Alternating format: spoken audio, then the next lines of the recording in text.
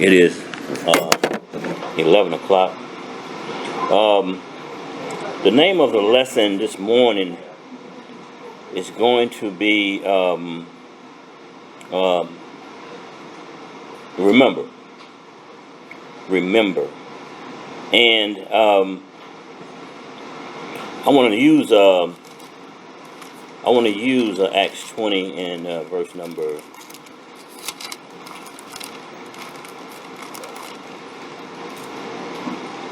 the verses number 28 and following. Acts 20, 28 and following.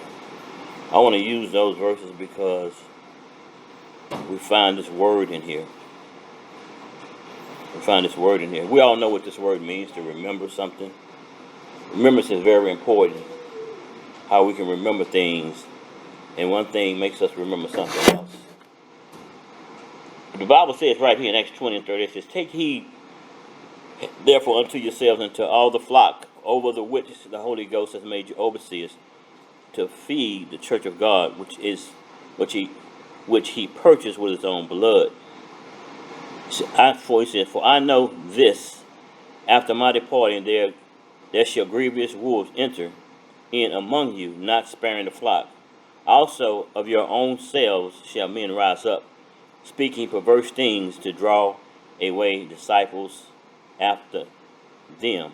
Therefore watch and remember." And this is where I want to get the phrase from.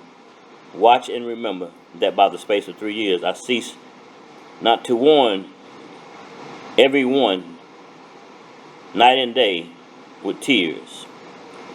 And now, brethren, I commend you to God and to the word of his grace, which is able to build you up and to give you an inheritance among all them which are sanctified. I have coveted no man's silver or gold or apparel. Yea, ye yourselves know that these hands have ministered unto my necessity and to them that were with me. I have showed you in all things how that so laboring ye ought to support the weak and to remember the words of the Lord Jesus, how he said, it is more blessed to give than to receive. So we see the word being used twice here, to remember the words of Jesus finally in verse 35, who said, it is more blessed to give than to receive. And as we did this morning, we gave. And I'm going to just give you a little history of the giving we gave this morning, because as I thought about the person that contacted Brother Steve about that, then my wife was out Saturday getting some Brother Steve called me at that particular time. And I know that we taught how to give. And sometimes giving is a sacrificial thing. It's the thing most dear to us, because it takes these greenbacks from our pocket. But I want to remind us of something, because I'm a human. I'm flesh too. I'm just like everybody else. Sometimes I have a problem with it in my physical mind, But I understand as a person who's spiritual, then there's another level that I have to step aside of myself and think about the spiritual person inside. And so I look at the Bible and I start to look at the examples to match the examples to those of which who are asking for the relief at the time. And we don't know. We don't know who a person is. Somebody call you on the phone and say, blah, blah, this, blah, blah, this, I need help, I need this. But at the same time, that help, when you help them, on the other end, there needs to be some the correction for the other person, because you wonder why a person can get themselves in that situation. You see what I'm saying? So we see an increased number of people calling, reaching out for help more now than we've ever seen. And I will say this, but I want to go to Acts 11 in verse number 28, just a couple of scriptures over, because I want to make the example Start at verse 26. Actually, 11 and 26. 25. Then departed Barnabas to Tarsus for to seek Saul. And when he had found him, he brought him unto Antioch. And it came to pass that a whole year they assembled themselves with the church and taught much people. And the disciples were called Christians first at Antioch. So this is where Paul, being an evangelist, a roaming preacher, a traveling preacher, founds a congregation. He establishes himself right there at that particular congregation. And verse 27, it says, In these days came prophets from Jerusalem unto Antioch. So I guess at this time, Antioch was a hotbed, and ministers and prophets were coming to that particular congregation. And it says, and there stood up one of them named Agabus, and signified by the Spirit that there should be great dearth throughout all the world, which came to pass in the day of Claudius Caesar. So there was a famine in the times of Claudius Caesar, when Rome was in power. So he knew, and he came to make the church aware of that which was happening at that particular time. Now, all of us are leaders, and we all into different things, and I am into trying to find out what's going on in the world, because I see a correlation with what's going on in the church. If something hits the world, if a drought hits the world, then it hits the church, and we have a famine in the church. You see, so, and I'm here to let you know that we got one coming now, and you can see it coming like the waves in the ocean. You see people starting to call more. Like the little waves are getting bigger. Like where you can get a surfboard and ride through the big old hole in the water. Pretty soon it's going to be a tsunami of people. And you look at places like California. It's one of the greatest states in the whole United States. And you drive to San Francisco, it looks like somebody dropped a bomb in there. People are just homeless all over the place. It looks like it's all over the place. And it's just to say that is that the leadership is poor in California.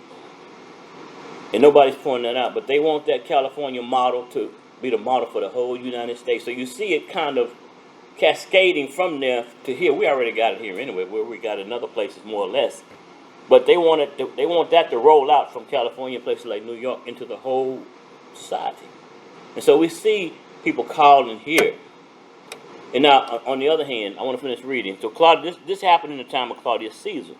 So Acts 11:29 says, Then the disciples, every man according to his ability, determined to send relief unto the brethren which dwelt in Judea, which also they did, and sent to the elders by the hand of Barnabas and Saul. So we see they sent relief to the brethren that were at Judea. So let's look at this again over here in Acts 5. In a tidbit of Acts 4. I'm just going to talk about Ananias and Sapphira a little bit in here, but we see the actions of saints and what they did during these times. Everybody's feeling the crunch. Believe me, I know me and my wife are feeling the crunch, and I'm retired, fixed income now. So, and I know, my mom, she said something, because she know how that is. You're retired, you get on fixed income. And, nobody can tell me what it is to be on a fixed income until you get on a fixed income. When you open that door up, then you're in kind of like, you take a rat trap and you open it up, you put some cheese on it. You got that trap ready for that rat. And when he goes in and bite that cheese, maybe the cheese is just heavy enough to reach that little pin so that thing pop him on the neck. Well, that's what retirement is. It's a trap in a way. Be careful when you open the door, because it's open. It's open. And you are set on how much you can make and how much you can't make until you get to be a certain age, then you can make how much you want.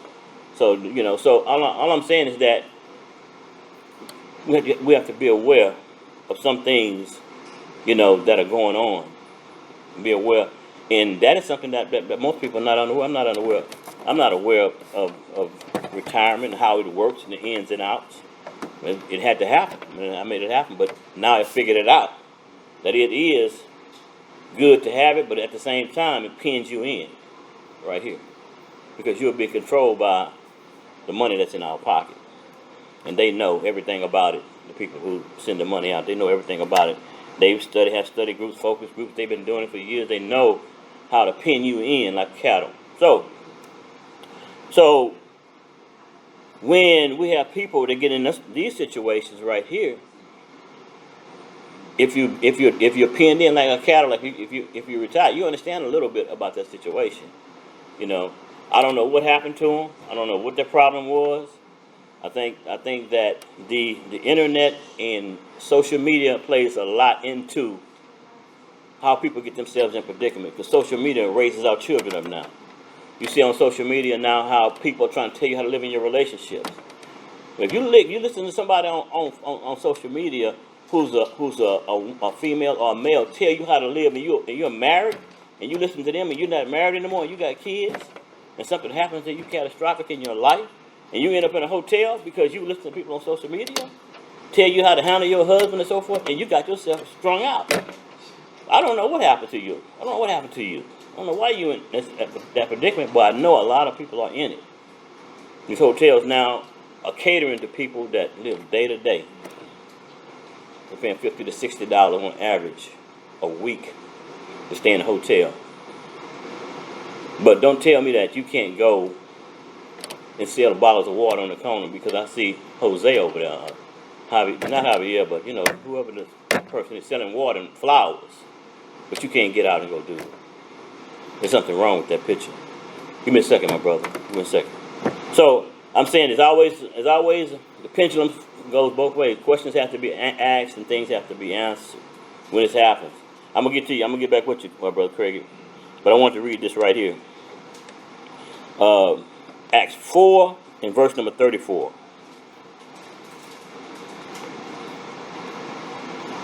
Sort of 33 right here. It's all good, but I don't want to go too far. 31 says, and when they had prayed, the place was shaken where they were assembled together, and they were all filled with the Holy Ghost, and they spake the word of God with boldness. And the multitudes of them that believed were of one heart and of one soul. Neither said any of them they ought of the things which he possessed, which had sold, was he owned, but they had all things common. And with great power gave the apostles witness of the resurrection of the Lord Jesus, and great grace was upon them all. Neither was there any among them that lacked. For as many as were possessors of land, houses, sold them, and brought the pieces of the things that were sold, and laid them at the apostles' feet, and distribution was made unto every man according as he had need. And Jose, who by the apostles was surnamed Barnabas, which is being the interpreted, the son of consolation, a Levite, and of the country of Cyrus, having land sold it, and brought the money, and laid it at the apostles' feet. I just want to read that before we go into brother Craig's comment. Brother, go ahead, brother.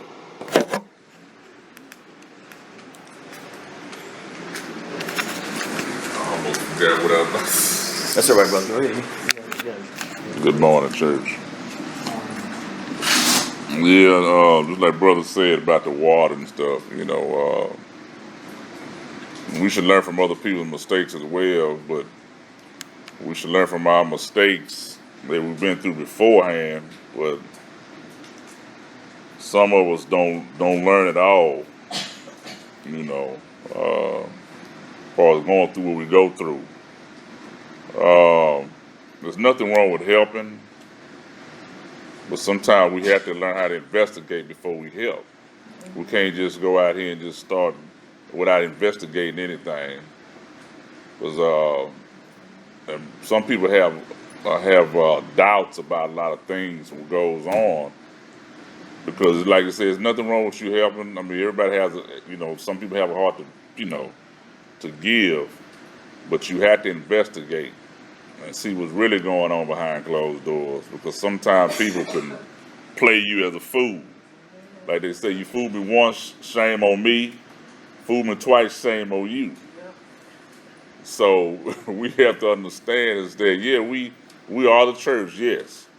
And we know we do have to help, but sometimes we have to look back and say, okay, as far as investigating the situation, really talking to that person, really talking to other people, and say, okay, because sometimes people can keep doing it.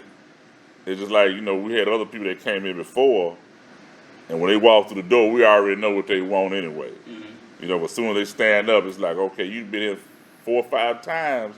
It's like we give, and we're gonna keep giving, but it has to stop because sometimes you do have other saints that's here that probably need help as well.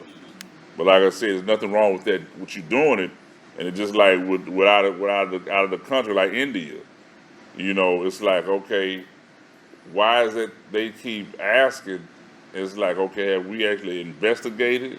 Because sometimes people can see these pictures, Photoshop or images, saying that they're doing the will of work. You know what I'm saying? But really be Photoshop. You know what I'm saying? 'Cause I done looked at on videos about this, about what they're doing. They're sending Photoshops to people saying that they need help and need money because they're doing all these different types of scamming now from India and Pakistan. Because you get phone calls from India and Pakistan all the time with these robocalls that they're saying these scams. But we really have to investigate. We just can't just, okay, we're just going to throw it out because we throwing out because we church. Because sometimes people use you because you keep doing it. So we have to understand is that, when it comes to the church, we can't use the church as a crunch. But I think that sometimes we look at the big picture is that we all fall short.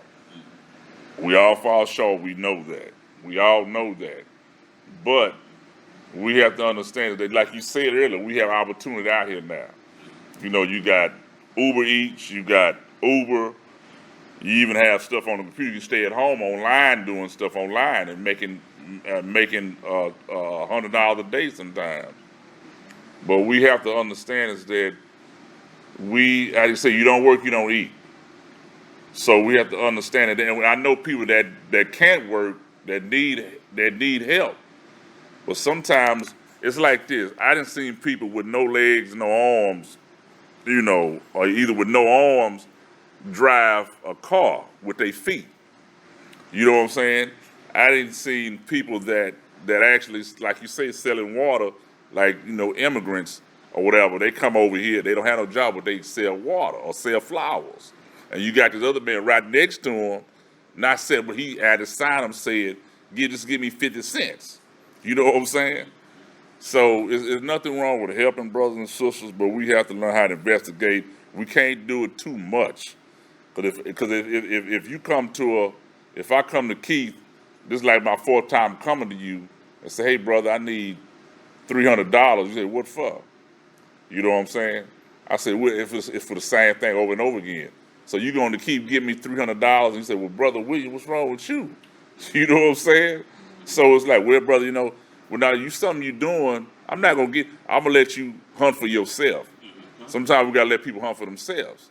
And just like when in my household, in the Cricket's household, we let but they sleep in different rooms, But since she had the baby, it's like, okay, you done been here for so long now, it's time for you to go out and either live with your mom or your auntie, you know what I'm saying?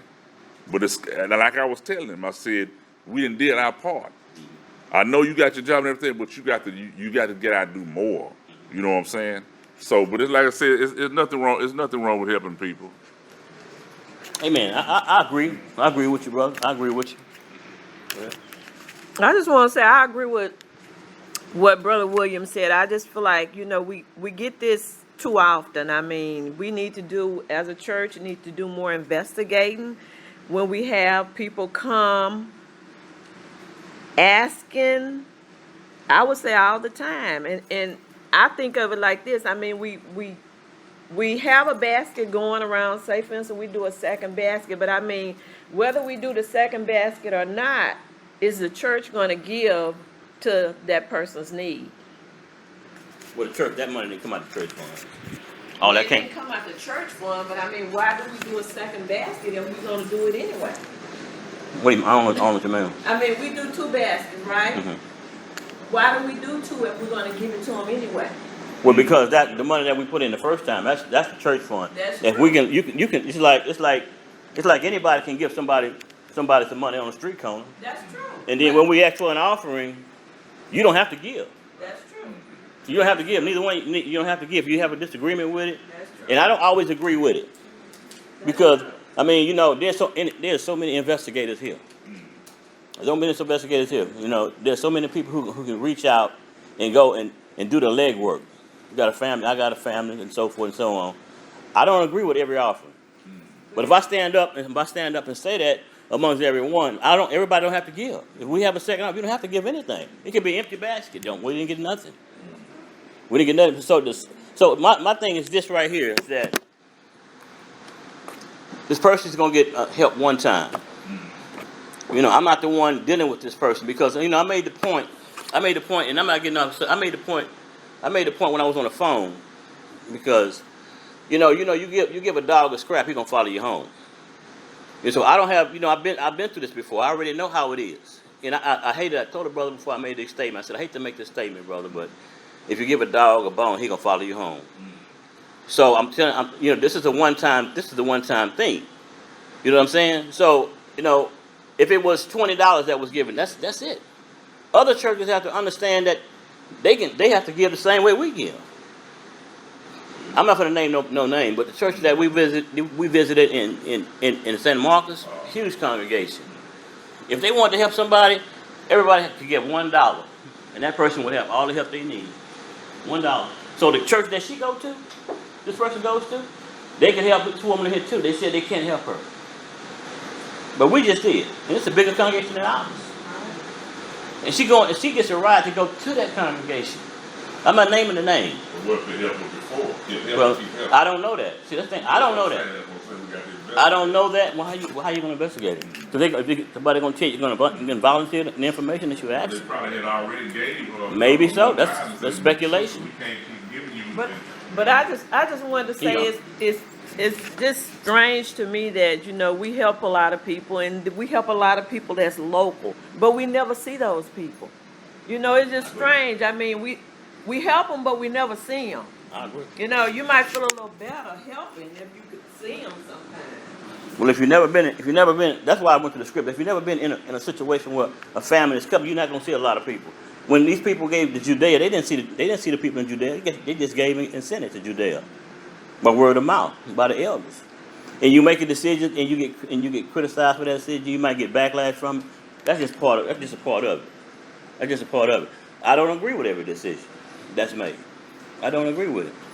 But to show solidarity, sometimes you make that decision, you go with it. But a lot of times we have meetings, I don't agree with everybody's giving. And the reason I brought this up is because when we went to visit my daughter, she mentioned that congregation missions with some people that in India that we mission with in India. And I never thought about it like that. I never thought about it. So I really text her to find out what the person's name is. So we would know, because they're not going to tell us that this congregation is helping us too. You see what I'm saying? So it gives you another look at when you help someone. When you help someone, you can't be the end all the be all. Because just like our brother said this morning, that it's a part of the government. He doesn't, part of This is what he does. That's good. That's, brother, he keeps his eye on the congregation. That's the way you're supposed to do it. But you got elders and you got deacons, you got other members that have a broader perspective of what's going on in life. And so, with all this technology we got, if someone in India can reach out from India and reach out to this little bitty congregation right here, why can't they reach out to other congregations? And if somebody here in the hotel can't reach out to nowhere but 610 Luton, and you got the phone in your hand, and you can't reach out to India, there's a problem with it. I got a problem with that. Because you got technology in your hand, cash out. You can cash out a church in California. Go to the, hey, I'm in need in Houston, and I'm in a hotel. Can you please help me? This is my cash out. See, you know what I'm saying? So technology has broadened this whole thing. This is just not this is not an end all to be all. So this is something that we have to teach from within too. Because maybe someone else didn't see it that way. That's maybe in leadership, this congregation. So it's a work in progress every day. It's always a battle every day. So I hope everybody understood what I just said, so it'll sink in. If a guy in India on Facebook can reach out from India into America and then get help from Americans sent to their country, why is the person in a hotel here who has a phone can call a preacher, can reach out to congregations all over the state of the United States and get help? Send to my cash out. I'm in a hotel. See, that's my point. That's my point. And if your congregation ain't helping you, they're not helping you, and you're getting a ride to go there, and that's the congregation you go to, and you understand the Bible better than them, you can't do another offering at a big congregation. What's up with that? So I'm not criticizing anybody, but that's the thing should be taught. That's what if you're a leader, you should be teaching down on the phone. You talk to them. You see, I didn't have a phone call. It wasn't me. You see, I got enough on my plate to try to run up under somebody and try to go help somebody else. Yeah. Because I don't see anybody else doing that much work. Well, we like you said, we have to investigate, but we don't want to let them other churches put a mark on them by what she said. No, I'm not. No, I didn't say no name. I didn't say no names on the video. I didn't say no names on here. I kept it just like that. No names on here. This is just a situation. Yeah. But So you don't want them to have a mark on them by what she said. I didn't never bring a name up. I didn't bring the person's name up or the congregation name up. So that's why let's keep it that way. This is the lesson. This is a lesson. But we still have to remember that you do have to give. And I do understand that when you see, I understand one way. Robert understands one way because we leaders and brother Ozan got two elders and a deacon. We understand all different ways. And this was one way. That's one thing I mentioned is that if you do bring this up, then you have some members who are going to be a little bit relaxed about that because you back to back to back. I mentioned it on the phone. You see what I'm saying? But you still, at the same time, I can't stop you from asking somebody to give because you don't have to. I don't have to give. I mean, you can actually give, but pass the basket around all day. But if I don't want to give, I'm not going to give. Yeah. See, I'm not going to obstruct that any kind of way. I'm not going to obstruct that. Because you don't want to give, you don't have to. And so, when it becomes our turn, then we understand it better. See, I understand things better when it hits me. But it don't hit me all the time. And there's a lot of difference in our finance.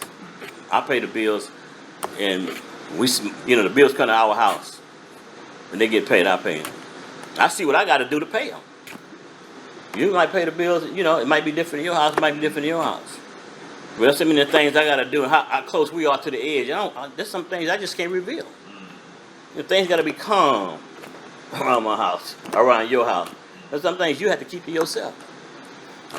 I'm gonna use this right here. I was in trucking. I'm glad I'm not in trucking no more. I don't know about you guys who in trucking, but I'm not in trucking no more. But I remember at one point when I had to buy tires. Tires for a big truck 3-4 times cost one on the car. I used to tell my wife I had to buy another tire how much it cost. Then when I started telling her how much it cost, then after a while she said, "Don't tell me no more." But I just didn't tell her. We bought the tire. $400. One tire. Run over a little pebble about that big and tear your tire up, and you can spend $400. And you haven't even started working yet. So there's certain things I just don't tell you. I keep those things because I need things to flow. Gas, diesel prices. You should go to Dallas and put diesel in your truck. It used to cost $200. Now it costs $600. I mean, I can't tell her that. I have to go and find a load coming back to cover the cost. But see, it all revolves around these people in government making laws that make those things increase. So if I don't know about the law, it's going to increase anyway. But I do know why it's increasing. It gives me some comfort to know why it increases.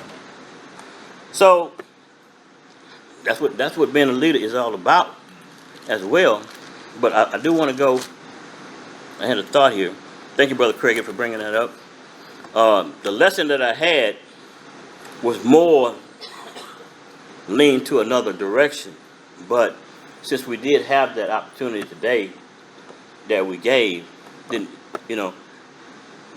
I had to bring that. But any of you can say, y'all can call on the phone and say, brother, I have a problem with that. I don't have a problem with you. I got a problem with it too. I'll tell you on the phone we talking. I have a problem with it too. But let's talk about it. Let's see how we can resolve it. So we can get to the next level. Because I need to learn, just like you need to learn. You know what I'm saying? So you can't do anything one without the other here in a leadership position. So if something comes to the forefront and something comes across the phone and say it's like a message saying that we have to give, and I didn't talk to the person, well, that person's going solo. He's becoming the reverend and the pastor. But I knew about this. And so, that's something I'm not going to stand up and back and stand behind if I don't know anything about it. I'm going to speak out. Y'all give all you want. I'm not with that. I didn't condone that. So, but that is the proper way to give. We did it the proper way. We've established right here the proper way to do it. Because if you call all these other congregations, they say we depleted, we ain't got no money. And people that come there got jobs, they can give an offering. That's not the way you give. We saw the way they gave right here in the Bible. We just read the scriptures. They gave, man. They gave. They sold their possessions. They gave. But now we are commanded to give this one offering every first day of the week. Every first day of the week. So I hope that we got something out of that. But we still have time left. Let me go here. I had another thought here. So while we were away, the brother did a fantastic job in his message. I believe his brother's name was brother. I forget the brother's name. Do you remember his name? Moore. Brother Moore. He preached an excellent message, and it was about. I had this lesson already made up, and it had remember in it, and then his came up, and but he went to the book of Deuteronomy, and the whole book is focused on remembering what God did for that generation to remember. And that when I actually looked in the Bible and I looked at the book of Deuteronomy, and the focus was to remember. So the whole book was Moses prompting the children of Israel to remember. And that's what we all have to do is remember. At this particular point, our remembrance was focused on Acts 20 and 31. To remember what the Lord said, it's better to give than to receive. And like I said, it's a hard thing, but we understand that. In the Bible, this word remember is in the Bible 148 times. 148 times in all Scripture. Which book, if you would guess, has it in there the most times, the word remember? Number 2 is Deuteronomy. Number 1 is the book of Psalms. It's in Psalms 24 times. And then the book of Deuteronomy is in there 14 times. But in the whole book of the Bible, it is in there 148 times. We had a young man in Genesis 40, and I'm not going to start all that, but I'm going to touch on this. I'm going to touch on his life, Joseph. If you remember Joseph, if you have a chance to read this chapter, Joseph was in prison. Joseph was in prison. He was in prison with a butler and a baker. A baker, one who baked bread. things of that nature.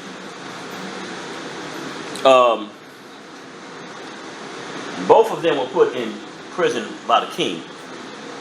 Both of them were put in prison by the king. Joseph was already there. And Joseph had a relationship with the chambermaid, and then he had favor with the chambermaid in Genesis 40. And while these two men were in jail, the baker had a dream. And the butler had a dream. They both had a dream. But they were like King Nebuchadnezzar. When King Nebuchadnezzar had his dream in Daniel, in the book of Daniel, the dream frustrated him. He didn't know what the dream meant. So while they were, I guess one day while they were in there and they just woke up from their dream, their faces were astonished. And Joseph had favor. He went to their cells and he looked at him and he said, "Why so sad? Why both of y'all so sad? Well, we've had a dream and we cannot interpret what the meaning is of the dream." They couldn't interpret what the meaning of the dream was. So, look at verse 8, Acts 40 and 8.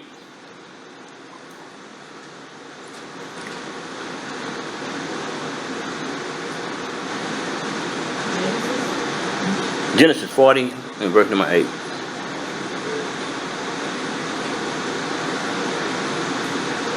And this kind of picks it up in the middle right here. It says, "And they said unto him, We have dreamed a dream, and there is no interpreter of it. And Joseph said unto them, Do not interpretation belong unto the Lord? Tell me them, I pray ye." So Joseph said, "Look, interpretation belongs to the Lord. Tell me." And this is where we come in. This is how we have to tell people the truth, because they can't interpret the truth. We got to interpret the truth. That's why we know the Church of Christ is the one in the Bible, because they can't see it for nothing in the world. And it's the biggest day. It is like run, Sue, run. The little books we used to have. Remember we used to have them books? You couldn't mess them books up. Run, Sue, run. That's it. Or even the little movies, they used to have a little ball to hit the numbers. When the old cartoon, when the ball hit the number, you would sing along, and the ball, you can't mess it up. So we have to interpret what it is that the Bible says, and here he has interpreted too. But what's significant in this particular episode, and I'm gonna go to the close, that they both had 3 of something in their dream. 3, and it baffled me when I read this story. I said, there are an awful lot of 3s in the Bible. Man, 3 everywhere. I think 3 is in the Bible 400 or 500 times. 3. And I was like, 3? Let me just give an example right here. It said, verse 9 says, "And the chief butler told his dream to Joseph, and he said to him in the dream, Behold, a vine was before me, and in the vine were 3 branches, and it was as though it budded, and her blossoms shot forth, and the clusters thereof brought forth rare, ripe grapes." So, verse 11 says, "And Pharaoh's cup was in my hand, and I took the grapes and pressed them into Pharaoh's cup, and I gave the cup into Pharaoh's hand." Now, this is the butler's dream. This is the butler's dream right here. "And Joseph said unto him, This is the interpretation of it. The 3 branches are 3 days. Yet within 3 days shall Pharaoh lift up thy hand and restore thee unto thy place, and thou shalt deliver Pharaoh's cup into his hand. And after the former matters, when thou wast his butler. But think on me when it shall be well with thee, and show kindness, I pray thee, unto me, and make mention of me unto Pharaoh, and bring me out of this house." Now, they didn't remember him. See, now he didn't made the interpretation of this dream to this one man, but after he gets out, he's not going to remember Joseph still gonna be in jail. See, man will forget you, and this is the point where man will forget you, but God won't. God remembers everything we've done, and God's gonna judge everybody for everything that we've done. He's not gonna forget, but man will forget you. So they're gonna forget Joseph. So he finishes. He says, verse 15 says, "For indeed I was stolen away out of the land of the Hebrews, and here also I have done nothing that should put me into this dungeon." When the chief baker saw that the interpretation was good, he said unto Joseph, I also was in my dream, and behold, I had 3 white baskets on my head. See, he had 3. He just had 3 too. He had three clusters of grapes. Now he had 3 white baskets on his head. They're gonna forget Joseph, but just so happens the butler's not gonna make it. He's gonna die. He's gonna get killed. See, it says, and she had 3 white baskets. Verse 17 says, "In the uppermost basket there was of all manner of baked meats for Pharaoh, and the birds did eat them off the basket upon my head. And Joseph answered and said, This is the interpretation thereof. The 3 baskets are 3 days. Yet within 3 days shall Pharaoh lift up his hand from off thee, and shall hang thee on a tree, and the birds shall eat thy flesh from off thee. And it shall come to pass the 3rd day, which was Pharaoh's birthday, that he make a feast unto all his servants, and he lifted up the head of the chief butler and of the chief baker among his servants, and he restored the chief butler unto the butlership again, and he gave the cup into Pharaoh's hand. But he hanged the chief baker, and Joseph had interpreted to them. Yet did not the chief butler remember Joseph, but forgot him." So that was the moral of the story. The 3s came up and they forgot him.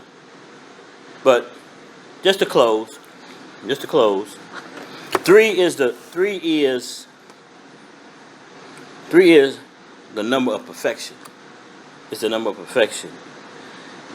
Look these up if you want. God doesn't forget. Man will forget you. 3 is a number that God always uses. He used it 485 times. That's the correct number. The correct number in the Bible. Jonah was in the belly of the whale 3 days. He was in the belly of the whale 3 days. We see it also. Jesus also was on the cross 3 days. 3rd day he rose from the dead. 3 days he rose from the dead. So that 3 just threw me in the middle of the lesson. The lesson was about something else. But when that 3 came, it's a number of perfection. Number of perfection. Jesus was on the cross 3 days, but he rose the 3rd day from the cross. That is our power. That's the power that Jesus had for us. He gave us the power to live in the Spirit. These things that we go through, they're struggles. They're everyday struggles. But the thing about it is don't sin before God. Don't get angry and sin before God. Don't use your mouth to sin. Don't use your heart to sin. Because we don't understand something, we lash out. And I'm not perfect. I don't understand stuff either. I talk to my wife, and when she don't understand something, I'm like, well, I don't understand it either. But I'm trying to fight through it to figure out how to work it out. So I know one of these days, so go it the poor man, so go at me. Maybe come to the church. A lot of times I needed to come, but the Lord blessed me to keep on going. We should all understand that we can do more so that we don't have to come to the church. I always go back and I always say that somebody told me something in a time of crisis for me, and far be it for me not to talk about money. Money don't sleep. Take it and invest it into something that you like. These companies out here make toilet paper, they make soap, you use it every day. And you use toothpaste. Go find one that you can invest your money in, because they ain't finna stop using it. Matter of fact, you're finna start using more of it. Take a few dollars and put over there, you can reach back in times of need and you can go get it. That'll be your safety, be a safety net. Or get you a jar or something and put you something in it. That way it'll be a safety net. So I need a safety net. We can't come to the church for everything. So God bless you. If you need prayer, we know we're all Christians right here. At this time, anybody need prayer at this time? If not, I'm going to ask Brother Johnson to close us up with a word of prayer.